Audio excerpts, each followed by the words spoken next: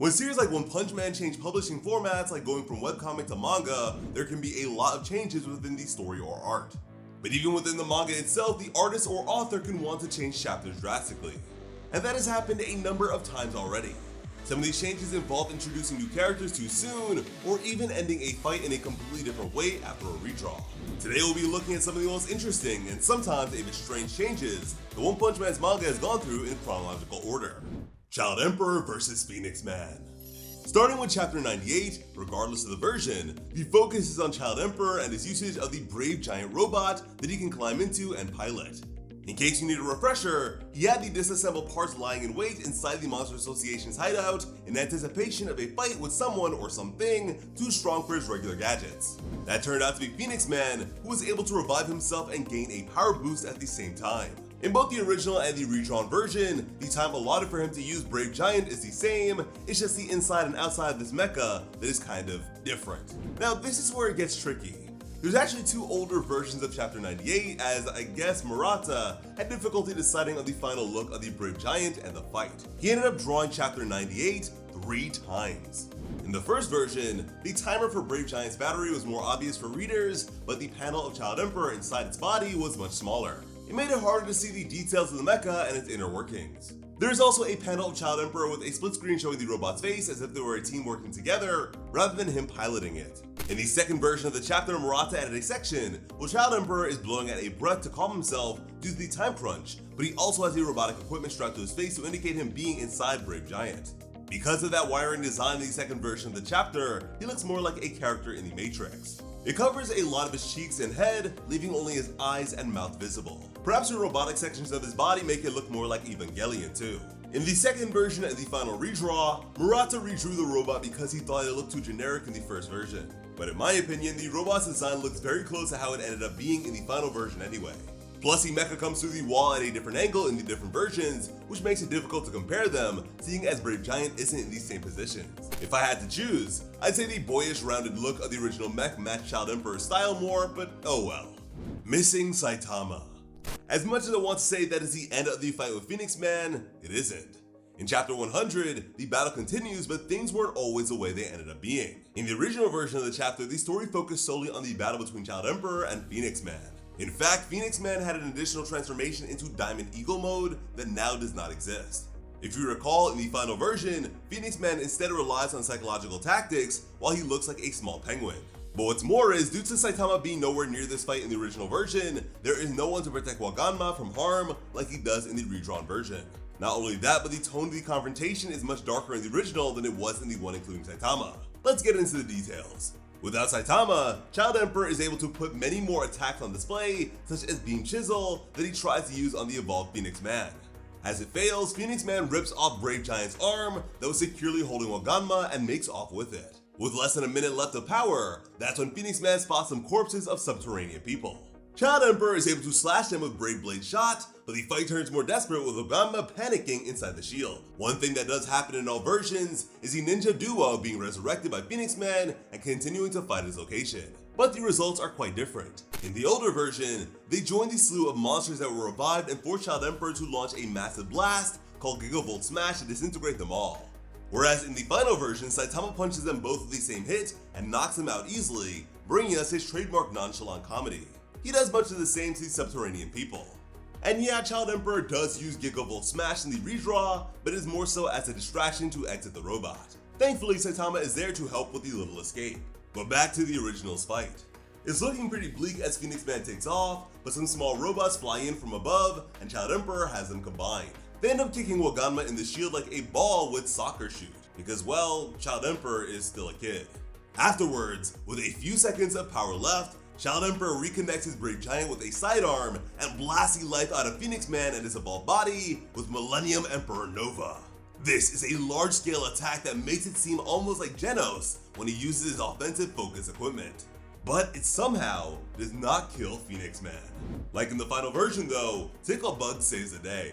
The names are slightly different, but whatever, same result. However, a big difference is Child Emperor's behavior when Phoenix Man rips his suit off. In the old version, he turns sadistic and comes at him with a giant saw blade called Gem Buster Attachment. He slices and dices until Phoenix Man is completely stripped of his costume and looking more like a scarred up Deadpool. After this horror looking scene, we finally have a glimpse of Saitama walking through the tunnels, and the robot ninjas attempt to attack him but can't be bothered with another fight. What happened in the redraw? Well, for one thing, Child Emperor warned Phoenix Man to remove his suit if he didn't want to die from laughing to death, with a noticeably more sympathetic expression on his face. As we know, Phoenix Man doesn't listen and ends up losing his power and turning into Chick Man, with Ogamne being the more sadistic one trying to step on him. I wonder if the lack of Saitama in the older version is what made it so much more intense and violent. Or perhaps it is the fact that Child Emperor has no adult hero supporting him like in the redraw. Either way, both are very interesting takes on the fight. Let's move on now to a Sweet Mask chapter. But before we get into how the idol hero's monstrous behavior was cut out and replaced with less monstrous stuff, don't forget to subscribe with notifications on and smash that like button for some plot armor today. Not so Sweet Mask. With a chapter carrying his name, Sweet Mask is a big focus of chapter 102 and 103. But Atomic Samurai's disciples get some much needed love as well. In the original, the face-off with Narinki's private squad looks more menacing than in the redraw. This is mostly due to the extra focus on Dues and the larger shot of her hypersexualized outfit. However, there is one shot in the original where she sends one of the squad members after Yayan that looks much better in the redraw. And this is because we get a sense of his power and his thoughts while he's fighting. In the older version, the focus was split between Yayan, Bushi Drill, and Okama Itachi, all in smaller panels. The new version allows for attention on the disciples that isn't so fragmented and hard to follow. Also, there's a lot more sexy shots of the female fighters when they go up against Okama Itachi in the redraw. Overall, everyone is given more time to shine in their own panels in the redraw due to added pages. And then, Sweet Mask arrives. In both versions, he's overconfident and rude, sending them away so he can fight alone. What changes is the actions he takes next. In the original version, Okama Itachi naively thinks he is going to sing to the Narinki squad and break them out of their brainwashing. What he does instead is treat them like monsters to destroy and slaughters them all in cold blood. I assume this is because he thinks the brainwashing cannot be undone. Thankfully, in the redraw, Yayan is worried about the violent behavior and they arrive just in time to stop the horrible outcome. What's worse is what happens after the original version though. Not only does Sweet Mask kill all those innocent people, but when faced with a pleading Dues, he shows absolutely no mercy. This is expected, I know, but his expression is beyond cruel. And then he snaps her neck while covered in blood. It's hard to tell which of them is really the monster in this version of events. Sure, Dues still gets her just desserts from him in the redraw, but it comes after she attacks his face and accuses him of being a monster. If you are a webcomic reader, then you know he doesn't want that information known, so it makes sense why he ended her. But without the redraw, it would have been obvious what kind of dark secret Sweet Mask is hiding early on. Back versus Superhuman. Murata was on a roll with these redraw chapters. Another he redid was 104, which was originally called Superhuman rather than Back, and I'll explain the name change in a bit. To summarize all the versions, Atomic Samurai's disciples face Devil Longhair. In the beginning of the chapter, they are fighting against small fry monsters, but depending on the version, Narinki's squad is there for support. We'll skip that since we know why. Sweet Mask, you murderer. Back to Devil Longhair. In both versions, once Okama Itachi stops swooning over the mysterious being, they prepare to use Air Blade. All attacks aren't created equal though, and the pose and art for the original far surpass how the final version looks. The expression was stronger, the body's positioning was better, the hand placement was nicer. There's just so much to love about the original panel. After much haircutting, trying to keep Devil Longhair at bay, the trio come up with a solution. In the original version, we got a flashback power-up for Yayan, who remembered what Atomic Samurai told him about becoming something beyond human. In the redraw, however, Okama Itachi realizes that if they press their backs to one another, they can easily fend off the attacks coming from all directions without having to worry about their blind spot. With that said, Superhuman refers to the flashback in the original version, and the trio tries to surpass their limits, while Back refers to the strategy they used to win in the final version. Of course, one title sounds more epic than the other, but that's another topic. Vacuum Monster. The changes for Chapter 107, previously Chapter 105, focus more on the monster side of things. In Love Revolution, we get a look at how Puri Puri Prisoner faces his monster opponents. This doesn't change for either version. In both, he fights off these smaller monsters until they try to escape and are heartlessly sucked in by Bakuma. In the original version, Bakuma looked completely different, with only the long elephant trunk being the same. The old version showcased a thick, more animal-looking monster with Arabic-style clothing and pointed-toe genie-style shoes. And one might argue it looked a lot more like a borderline racist stereotypical caricature. Meanwhile, the new version is slim and floating on a disc-shaped device, has a cane, a businessman suit, as well as gloves. When Bakuma transforms, the two versions look more alike with the circular spots of light around them. But the old version looked more menacing with the dark lighting and beaming eyes peering from the darkness. Whereas the sleek and more human-like body type on the new version takes away from its overall monstrosity. He is a violent creature after all. He should probably look the part. Additionally, the monster's name used to be translated as Vacuuma, which is a combination of his acting like a vacuum with the word Akuma, which roughly translates to demon or devil. But seeing as the new design has the letters BQM, translators had no choice but to stick with Bakuma. Another major change that also altered the tone of the chapter was the addition of the couple among the fleeing monsters. In the old version, the small group of low-level monsters are sucked in and consumed as a means to power Bakuma up. Afterwards, when Puri Prisoner kills the monster, chunks fly everywhere, but those victims are nowhere to be found. With the addition of the couple fighting to stay together in the redraw, we have more of a sense of their individuality. It also gives us a chance to connect and understand them more, even if they are bad guys. You can't help but feel bad for Electric Catfish Man, who lost his girlfriend, Mycoplasma, and you're also glad to see them escape together when Bakuma is slain. The same way people can be gray, so too can monsters if their priorities change, and the redraw really demonstrates that. But I still prefer the old scary design Bakuma had. Speaking of which, the next two chapters we'll be discussing feature some pretty creepy and downright ugly monsters. Saitama fighting Orochi. In chapter 112, Sacrifice, which used to be aptly named Orochi vs Saitama, some big changes occurred. The original had a more comedic feel to it, seeing as Saitama didn't expect anything from the octopus-looking Monster King, and he was right.